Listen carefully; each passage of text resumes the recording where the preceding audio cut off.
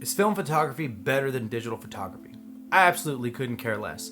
But I do want to talk about and address this idea of nostalgia and how it's changing and warping the minds of photographers with the way that we perceive everyday life. Before we begin, I feel like I have to say this before the film boys come at me. No, I don't hate film.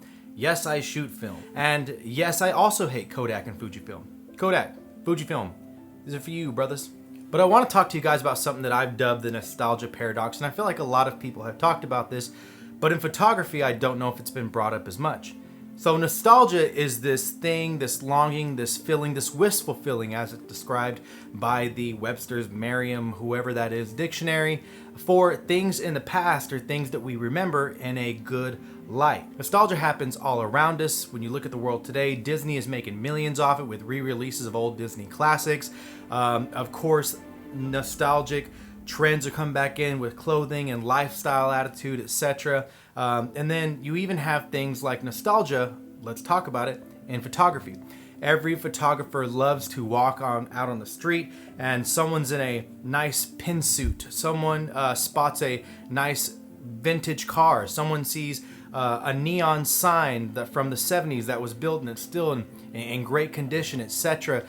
Nostalgia is something that sells, and nostalgia is something that catches your eye and pulls you in. Again, because when you see these images, when you see these people, when you see these places and things, it brings you back to a time that you remember as being very, very positive before the hectic world around us and before paying bills really started to cave in on us. For a lot of people that are nostalgic about a lot of people, places, and things, we weren't born during those times. It's kind of crazy that someone who was born in the year 2003 can be nostalgic over 1990s or 1980s things. And not to gatekeep, I'm just saying it's the same way that those of us that are millennials, we're longing for things that happened in the 30s and 40s, and we see those things in a positive light from the clothing, the music, etc., and we choose to ignore all the negatives that are associated with those times as well. You see, whenever it comes to nostalgia and the way that we're taking these photos and the way that we're attracted to certain things, I see it becoming a trend because it's become a trend with me to focus on these things that give a vintage or a olden times feel because those feel more comforting. It's one of the reasons why, and listen, don't shoot the messenger, I've talked about this with other people, and also I see this on YouTube with photographers that are film photographers bring it up.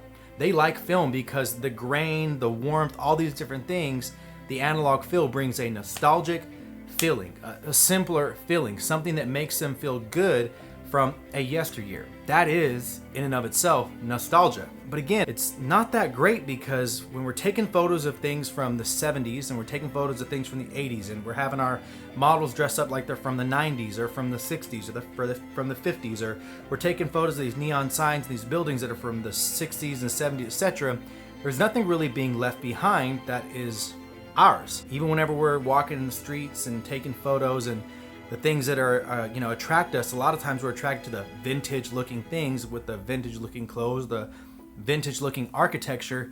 It's not really telling a true story of what's going on in the world around us. Our images are kind of false. And we're suckers for that in our photography. We want to take photos of things that look nostalgic, of people, places, and things that look nostalgic. But we're not really leaving behind a true representation of what our generation is feeling and going through. And that's not even the main point I'm trying to get to, honestly. I'm not trying to get to that point. Again, I'm not hating on film. I like film. I don't care if you're shooting film or digital. I just don't think one's better than the other. But when it comes to film, again, people reach towards it and gravitate towards it because of the nostalgic vibe. And that's what gives it the extra points. But the issue is we start having these happy personal associations with things that we weren't a part of, number one, but number two, they weren't that great. Now, a lot of us may not have had the best childhood, but we tend to have a nostalgic feeling towards certain things, like everyone knows about getting out of a pool, wrapping yourself in a towel, sitting on the warm sidewalk, and eating a ham sandwich with cheese and a bag of Doritos and living your best life. But a lot of us, myself included, may not have grown up with that much money, and it made things really, really hard, especially when you live in a city that was very, very mean and getting called spick, beaner, and wetback every day of my life during elementary school all the way up into middle school, or being reminded that you're the poorest person at your school in the 6th grade. But I still remember a lot of great things. Nintendo 64, I remember Super Mario Bros, my Game Boy Color, I remember reading books at night. There were a lot of great things that I absolutely loved from my childhood. Playing baseball with my friends, being able to ride bikes and stuff. I put a twist on things because I'm choosing not to remember the negative because it's easier and it's better for me emotionally to only remember the positive. But that doesn't mean that that's what shaped my life growing up. You may have had really bad experiences growing up, but you're choosing to not remember those because it's better and honestly sometimes easier to remember the good side. And that's good. That's a good practice. But what about whenever we're ignoring the negative that is documented in the world because we like the look and the feel of other people's experience and other people's photography? For this example, I want to bring up the fact that for Gordon Parks and for Steve McCurry, two photographers I absolutely love, the things that they documented, the things that we love about them. Gordon Parks, of course, with his Muhammad Ali work and a lot of his fashion work, of course, all of the things that Gordon Parks was doing whenever it comes to cinema photography, even his segregation work. I mean, beautiful stuff. The color work is amazing. The black and white work is amazing. The look and the feeling is fantastic. The images are polarizing. Steve McCurry, the same way. The images he took on the lands that he went to at National Geographic, the stuff he was able to do is absolutely beautiful. And we hold those things in reverence, but we hold them up. And a lot of times I'm talking to people, we lose, though, because we're stuck in a nostalgic vibe about the way that things look, the way that people dress, the feeling, the warmth, the grain of the film. We lose a lot of the context and the details of what they were actually capturing and why.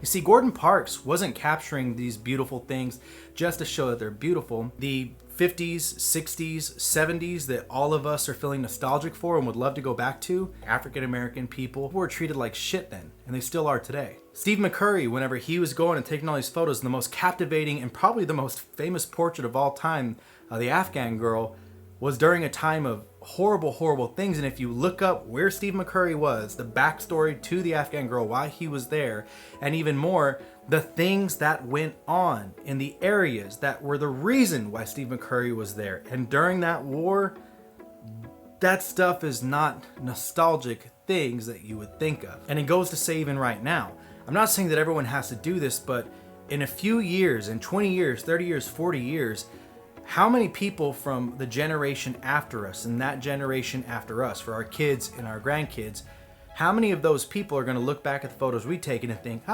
things were alright, things weren't that bad, things looked like they're pretty fun. And again, you can think that, again, not everyone for everyone is bad, but there's still a lot of horrible, shitty things and a lot of horrible, shitty people that are making laws and oppressing people and abusing people and mistreating people that are happening. There are huge happenings that are happening in the world with our climate, with natural disaster, with malice and hate, not only in the US, but in Canada, in France right now with riots, and everywhere in between. Things aren't always just grand old grand.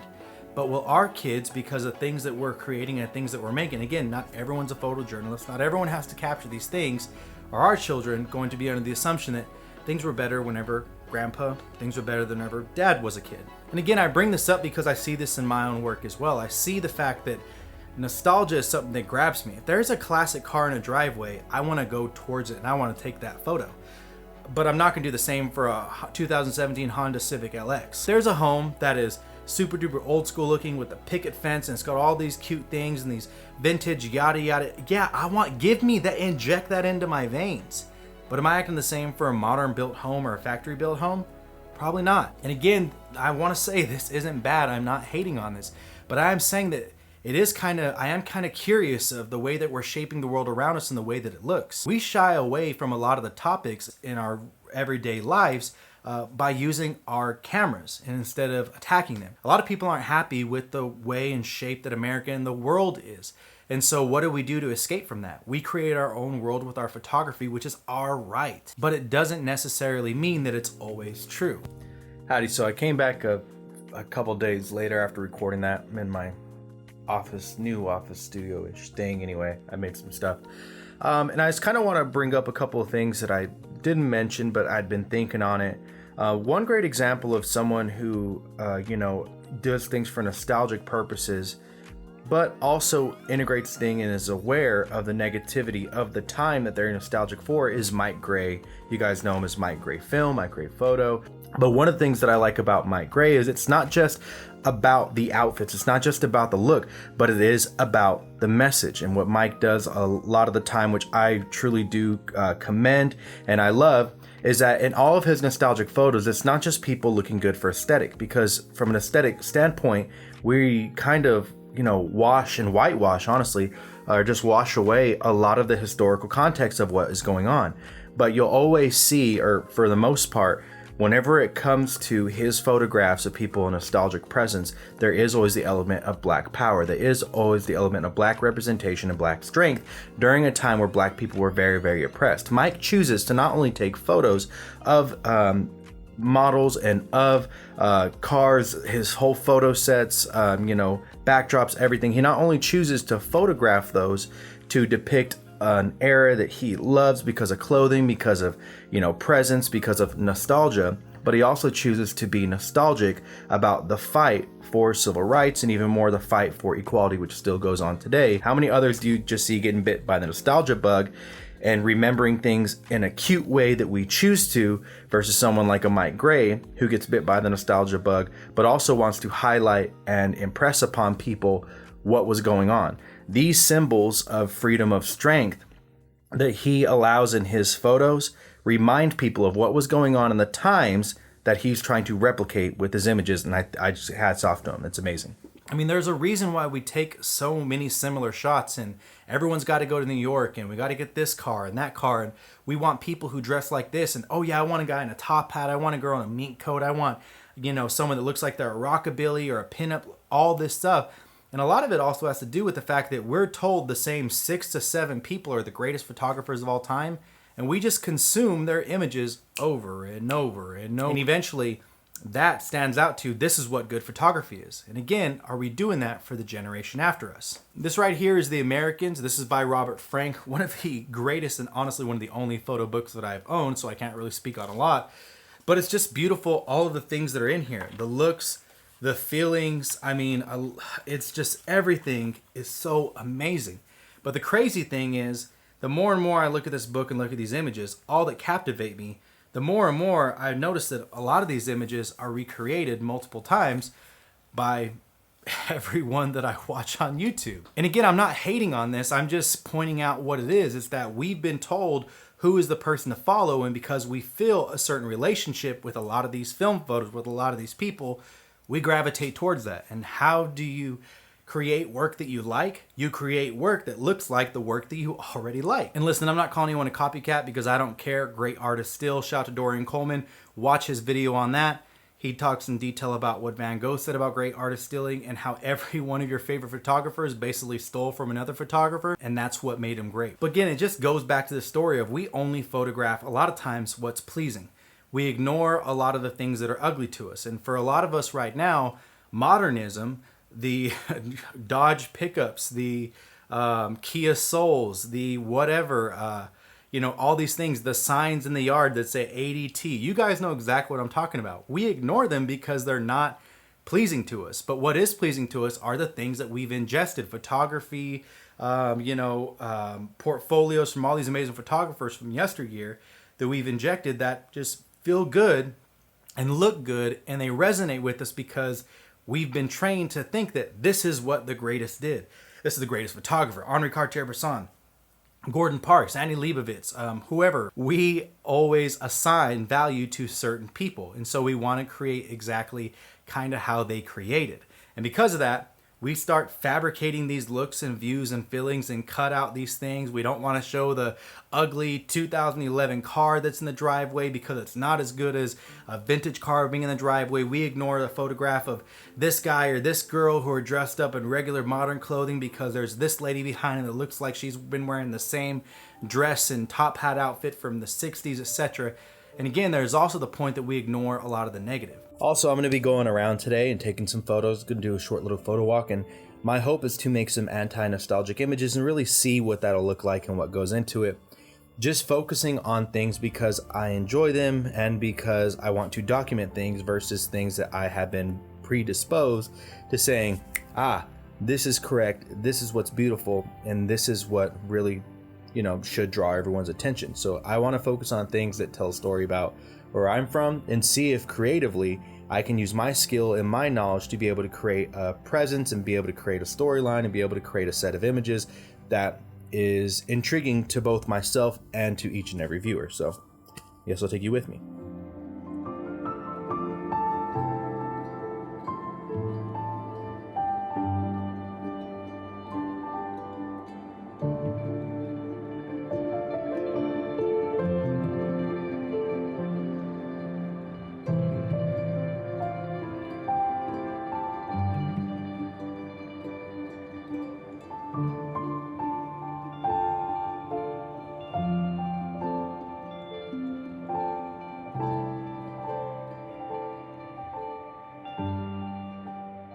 So I made this video, this long ass video, this rant. I don't know what's gonna happen with it. Don't know where it's gonna go, but basically to just encourage you guys to document the things that are happening now. Document the life that we have now. Yes, it's fun to look at old photos of you and your friends when you're having a LAN party. Yes, it's fun to look at old photos and you've got a Switchfoot t-shirt on. Or for those of you that were born in 2003, I don't know, you have a JoJo Siwa t-shirt on. I have no idea. Yes, it's fun to look at these things, and I do it too. I shoot film, I record home movies, literally home movies, on a little old digital camcorder. Like, control your animal, miss. What are you doing? Nothing. How's that? Hey, I just wanted to let y'all know new album on the way. You know, it's coming soon. You know, I got a whole lot of features on that thing.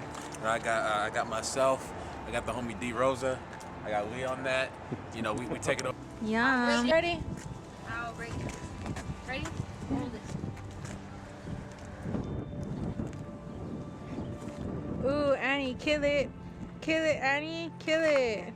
Work, work. It is a nice, fun looking film, especially if you're creative and you're a creative director like me or anything of the sort, and you're someone who likes to make things that look a certain way or a vintage feel because that's what's requested. Continue to lean into that. Creativity is creativity. I'm not trying to knock anyone's creativity, gatekeep, or hold anyone back. But I am wanting to discuss what nostalgia does to us, because ignoring the new line of cars, the new outfits, the new homes, the new buildings that are being built up, the modernism in your world is ignoring and rejecting your actual reality. And if all that you're doing and creating is stuff that looks like something from a time long ago, are you really documenting the true everyday life that you're living, or are you just making shit up, hoping that it sticks because it makes you feel good about the things that are going on today?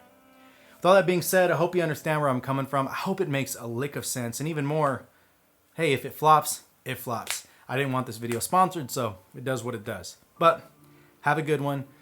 Take it light, but take it. Talk to you soon.